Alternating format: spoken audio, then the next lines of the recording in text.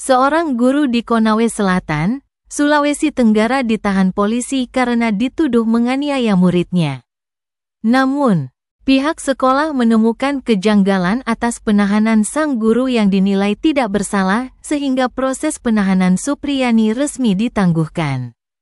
Selama 6 hari, Supriyani harus merasakan hidup di dalam tahanan dengan tuduhan melakukan penganiayaan kepada salah satu muridnya. Sebelumnya, hal yang menyebabkan Supriyani berakhir di balik jeruji besi terjadi pada awal Oktober tahun 2024.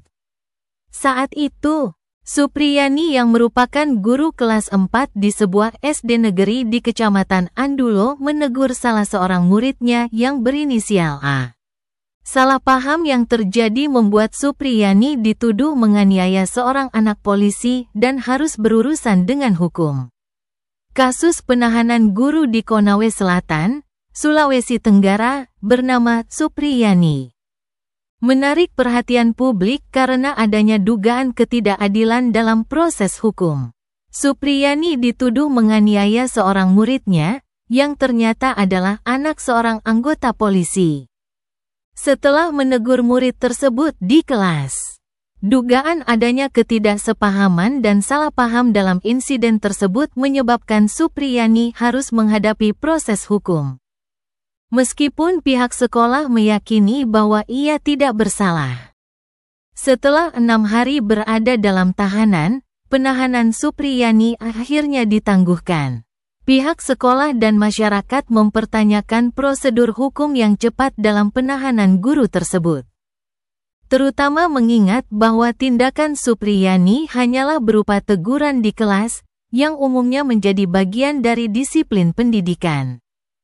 Kasus ini mencerminkan tantangan yang dihadapi para guru dalam menjalankan tugas mereka di tengah sensitivitas yang tinggi terhadap isu kekerasan pada anak.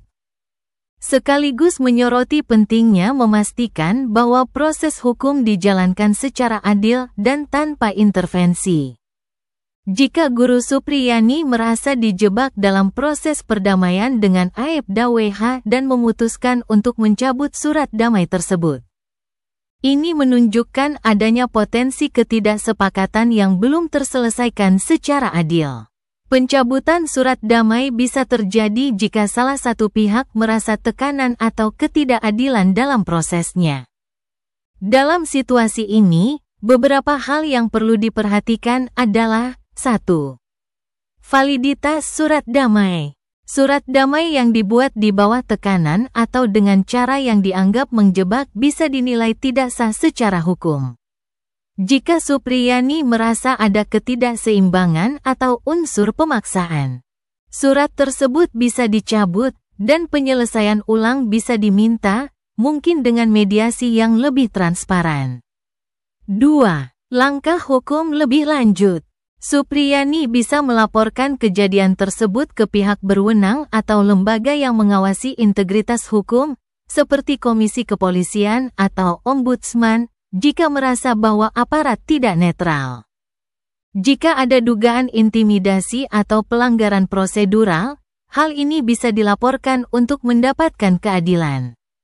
3. Konsultasi dengan kuasa hukum. Dalam kasus seperti ini, akan lebih baik jika Supriyani berkonsultasi dengan pengacara atau bantuan hukum untuk memastikan bahwa hak-haknya tetap terlindungi dan proses hukum berjalan adil tanpa adanya tekanan atau ketidakberpihakan. Pencabutan surat damai ini juga menunjukkan pentingnya proses perdamaian yang transparan, bebas tekanan, dan menjamin hak kedua belah pihak, terutama dalam kasus yang melibatkan aparatur negara. Dalam kasus seperti Supriyani, pihak yang seharusnya bertanggung jawab dan bisa dikenai sanksi adalah mereka yang membuat atau menjalankan kebijakan diskriminatif. Terutama jika kebijakan tersebut melanggar hak dasar, seperti hak atas pendidikan. 1. Pihak pembuat kebijakan. Jika ada pejabat atau institusi yang secara resmi mengeluarkan kebijakan yang melarang anak tersebut bersekolah, mereka bisa dianggap melanggar undang-undang yang melindungi hak-hak anak dan hak atas pendidikan. Kebijakan diskriminatif bertentangan dengan UUD 1945 dan Peraturan Perlindungan Anak. 2. Institusi pendidikan atau pemerintah daerah. Jika kebijakan diskriminatif terjadi di tingkat sekolah atau daerah, misalnya sekolah menolak atau pemerintah daerah mengeluarkan aturan yang melarang anak tersebut bersekolah, pihak-pihak ini juga bisa dimintai pertanggungjawaban. Pemerintah daerah dan institusi pendidikan bertanggung jawab atas implementasi kebijakan yang sesuai dengan hak-hak dasar warga negara. 3. Aparat penegak hukum. Jika penolakan ini terjadi dengan dasar hukum yang tidak sesuai atau ada kekerasan psikologis yang ditimbulkan pada anak, maka aparat yang menegakkan hukum juga perlu melakukan evaluasi. Apakah tindakan mereka sudah sejalan dengan hukum dan peraturan yang berlaku? Peraturan yang mengatur tentang larangan diskriminasi dalam pendidikan ada di UUD 1945, UU Perlindungan Anak, UU No. 35 Tahun 2014, dan UU Sistem Pendidikan Nasional, UU No. 20 Tahun 2003. Sanksi bagi yang melanggar bisa berupa teguran administratif hingga tuntutan hukum. Tergantung pada sejauh mana pelanggaran yang terjadi.